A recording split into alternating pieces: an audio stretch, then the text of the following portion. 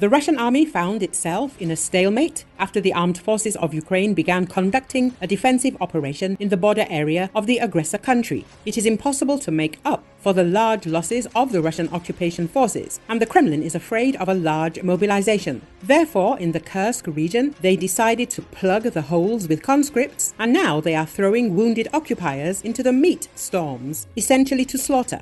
Obozrevatel media outlet says this. According to Russian analyst Anatoly Nesmian, Russia no longer has the resources to solve two problems simultaneously, advancing in Donbass and defending the Kursk region and other border regions. There are two possible options: to stop the offensive and transfer forces to the Kursk region, or to carry out a large-scale mobilization of everything that is left. In fact, it will most likely not be possible to carry out a mobilization of civilians. This will cause very serious social unrest, and it is not clear how the control system is capable of coping with this task. He wrote on his Telegram channel. He emphasized that there are a large number of security forces in the Russian Federation, but the Kremlin will not use them in Kursk region or in other border regions. They are needed precisely inside Russia, since the main enemy of the regime, the people, is not going anywhere. And if necessary, they will need to be brought into submission by someone. Therefore, the maneuver of the force resource is extremely limited. Putin's foot soldiers from one North Caucasian republic cannot be used either. They have their own task. They are the personal reserve of the commander-in-chief in case of a repeat of Prigozhin's mutiny. Suddenly, one of his comrades goes crazy. True, Prigozhin's mutiny made it clear that there is no special hope for the foot soldiers. In such a case, they can get stuck in a traffic jam and not arrive on time. But there are no others anyway, the analyst explained. In his opinion, therefore, everything will remain as it is, and the Kursk region will no longer be returned by force. The regime will only try to prevent even more from being seized.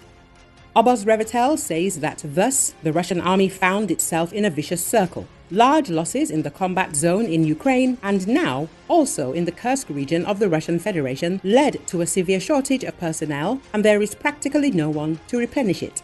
According to a Ukrainian armed forces officer who is taking part in the Kursk operation, this is why the Kremlin gave the go-ahead to plug the holes with conscripts.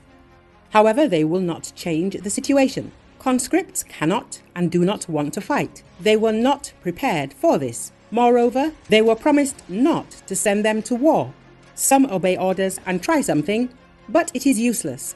The others surrender, and this is their only chance to save their lives, the Ukrainian defender told. Meanwhile, the command of the Russian occupiers began to throw the wounded and even the disabled into the meat assaults in the combat zone in Ukraine and in the Kursk region of the Russian Federation.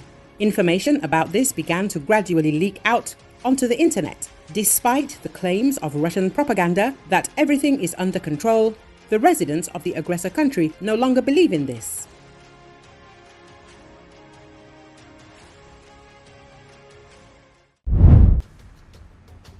Putin's army does not have enough bags for the bodies of its soldiers. Either there are too many of them, or the Russian Defense Ministry has decided not to spend money on this attribute for transporting home the bodies of its soldiers who died in Ukraine.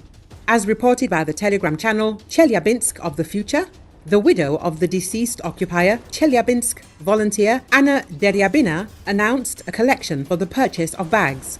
As scary as it is to write about this, we need bags for the bodies of our soldiers to transport the dead guys.